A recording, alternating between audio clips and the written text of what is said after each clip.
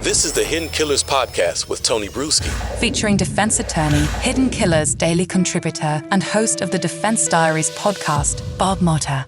If John O'Keefe was not hit by the vehicle, then what's one to believe on how he died? Because they're also not saying like these injuries are from getting beat up either, you know, in some sort of a fight or altercation. Yeah, I debated it a lot yesterday because I've had this theory for a month. I honestly think this was an accident.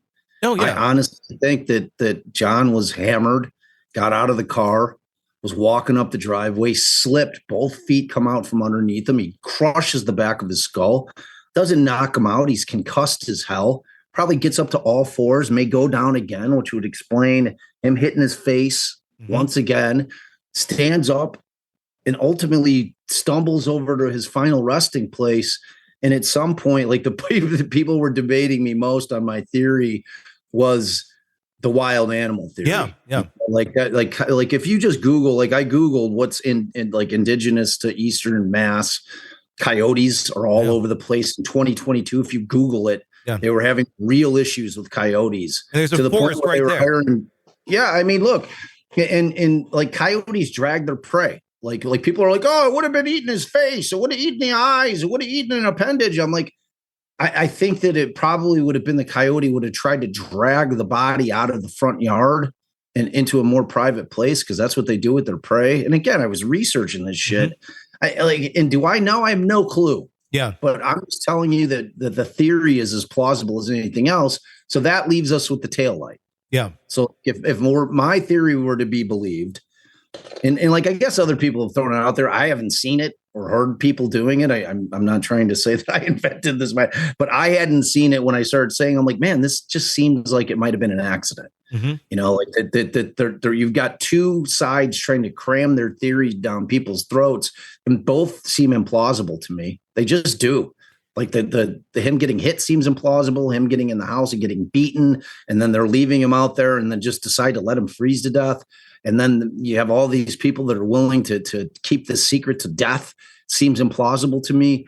What doesn't seem implausible is that he slips, falls, makes his way over there. And then you've got to get over two things. One, do the people coming out of the house, we're all intoxicated, probably not being super observant. It's dark out. Maybe they don't see him. They obviously don't see him. I would have to think if he had slipped and fallen and they did see him, they would have gone over and been like, oh my God. Yeah. Like, John, okay. You know what I mean? So that leaves us with the taillight. Yes. Now, when Proctor lands on Karen Reed being the culprit, 16 hours into the investigation, lands on it, said she's fucked. Yeah. That's what we know what he says in his text. He's like, it's her. She said she hit him. It's her. When he tunnel visions in on her, they have no evidence of it. They have no evidence of if the taillight isn't planted by Proctor, then they have zero evidence that he was struck by a vehicle. True. So, like, in my theory, it still requires Proctor, in order to get the conviction, to have to go out there and spread some taillight around in order to sell it. Yeah. So, I mean, I don't know, man. I could be dead wrong. Yeah. But you know what I mean? Like, I've been doing this for a long time as a defense attorney. You come up with every plausible explanation.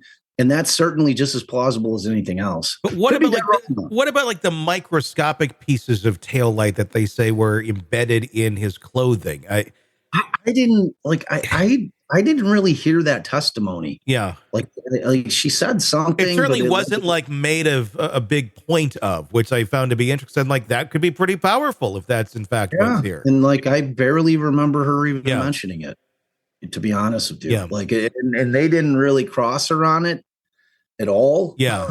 In terms of saying, could that be X, Y, or Z? Like typically when you have microscopic materials of any kind, the defense is going to attack it by saying, well, couldn't it be this, or this as well? Isn't it possible?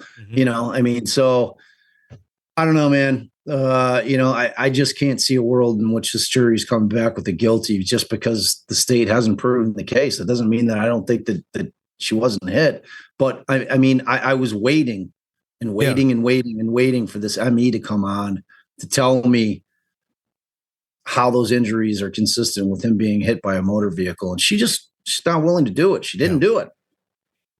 So is the defense going to put on much of a case anymore? I mean, they seem like they've already put on one hell of a case when it wasn't even their time, but it's because of the way that Lely handled it to begin with.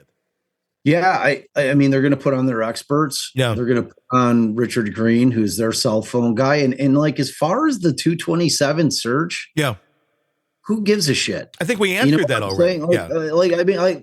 I found Whiffen to be credible. Yeah. I could completely believe what he was saying in terms of it didn't happen at that point. And he gave a reasonable explanation. Mm-hmm. And the guy works for the country. Like, he's literally flamethrowing the company that he works for, that law enforcement relies on and uses in a ton of cases to get convictions.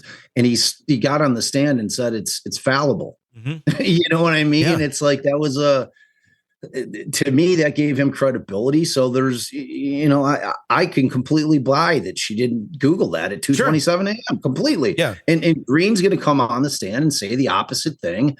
That is going to have zero impact on the jury, because you're going to have two experts on both sides of it that are basically saying the opposite of one another. And the jury's going to be like, all right, well, I don't know which one of them to believe, but you know what? They didn't prove the case any other way. So I don't even think that's important. Yeah. You know what I mean? It's like the defense keeps wanting to kind of harp on it. And I know that their mindset was to try to, really exonerate, for lack of a better word, Karen Reed by, like convincing people that something happened inside that house. I haven't seen that. Yeah. I honestly haven't. And like, people aren't going to bully me into thinking that that's what happened. I haven't seen any evidence of it. Yeah. Well, there isn't any evidence. Want to listen ad-free? Want advanced access to all of our interviews before anyone else? Become a True Crime Today Premium Plus subscriber on Apple Podcasts. You get every episode commercial-free, so you can binge on true crime until you can binge no more. Search True Crime Today Premium Plus on Apple Podcasts now, or go to our podcast page and sign up now. More of the Hidden Killers podcast next.